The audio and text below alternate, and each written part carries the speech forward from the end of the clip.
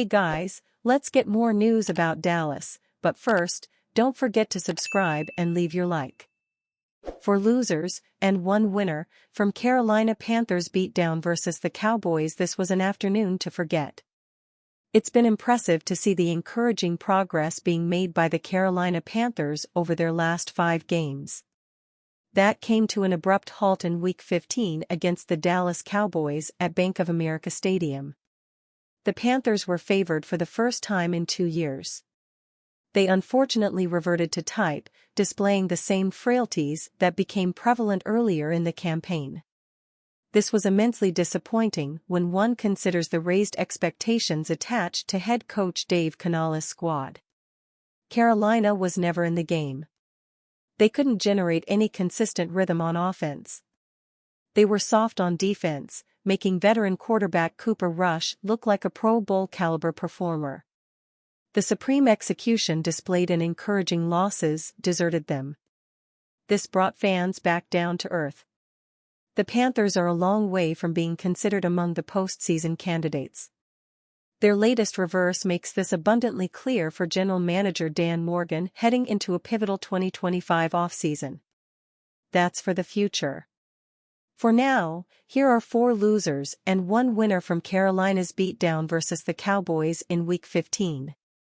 Winners and losers from Carolina Panthers beatdown versus Cowboys. Loser number 1, Carolina Panthers. The Carolina Panthers offensive line is one of the genuine bright spots from another underwhelming campaign. This was not their finest afternoon at the office. Dallas' imposing defensive front, led by All-Pro edge rusher Micah Parsons, seized the initiative almost immediately. They overwhelmed the protection and put quarterback Bryce Young under constant duress. They also nullified Carolina's rushing attack to place even more pressure on the signal caller. Left tackle Ike Ekwonu had a rough day. The same goes for center Cade Mays and left guard Damian Lewis. Even the ultra-dependable right-hand tandem of Taylor Moton and Robert Hunt struggled on occasions. Hopefully, this will be a small bump in the road rather than anything too concerning. There is enough high-quality production from this unit to give them a pass for one lackluster showing.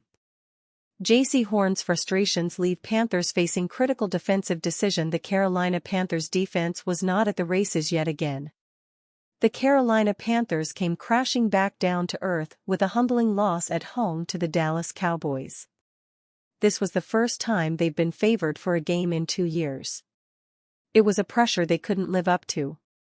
Bryce Young's regression was notable versus a relentless Cowboys defense front led by All-Pro edge rusher Micah Parsons. However, the stubborn nature of Ejiro Evero's scheme reared its ugly head once again. Fans were clamoring for cornerback J.C. Horn to shadow C.D. Lamb. Evero opted to keep the same strategy, which is something opposing offenses are easily scheming around these days. Moving Lamb away from Horn negates Carolina's best coverage presence. The prolific pass catcher finished with 9 receptions for 116 receiving yards and 1 touchdown. There was nothing the former first-round pick out of South Carolina could do to counteract this threat with shadowing restrictions. Evero is coming under fire for his inability to adapt his 3-4 base defense.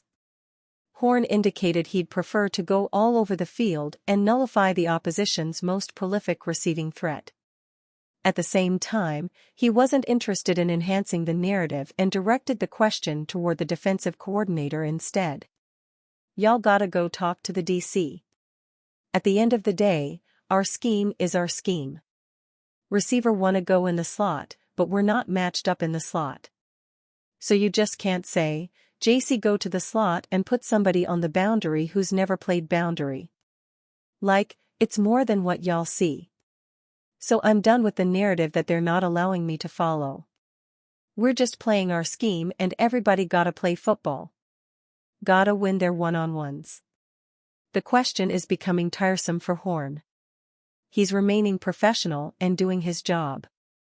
If others could muster more consistency in coverage, it's a different conversation. Head coach Dave Canales also threw support behind Evero, outing his confidence in the 3-4 scheme after the contest.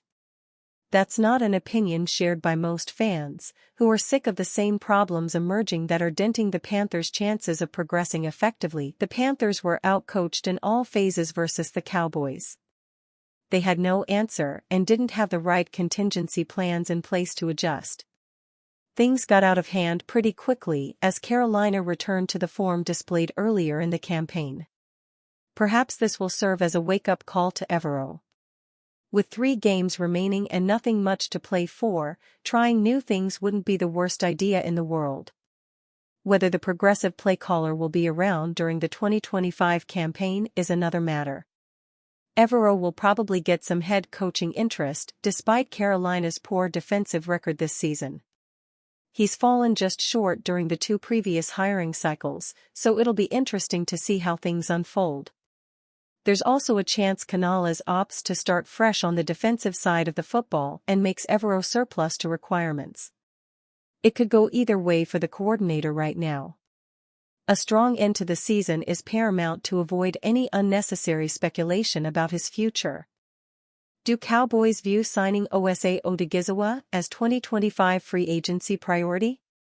Defensive tackle Osa Odighizuwa shines as the Dallas Cowboys dominate the Carolina Panthers, positioning himself as a sought-after free agent this offseason. The Dallas Cowboys secured a 30-14 victory over the Carolina Panthers in Week 15, but the spotlight was on defensive tackle Osa Odighizuwa.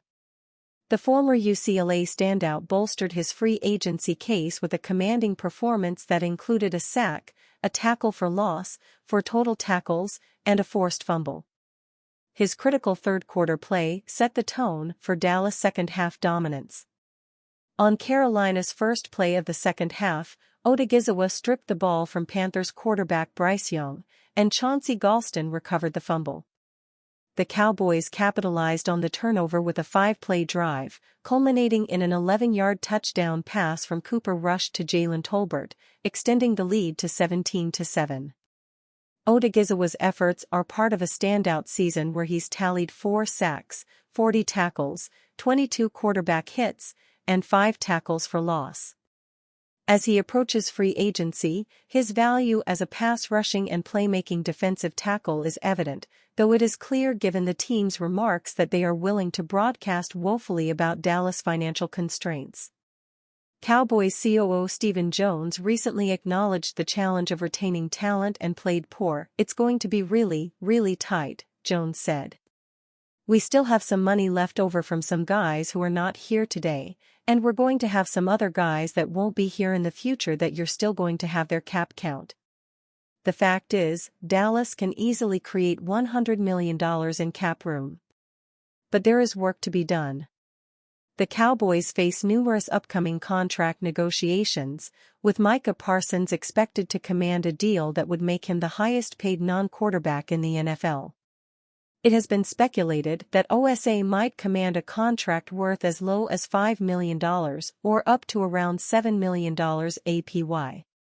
We bet there will be bidders who see that as doable.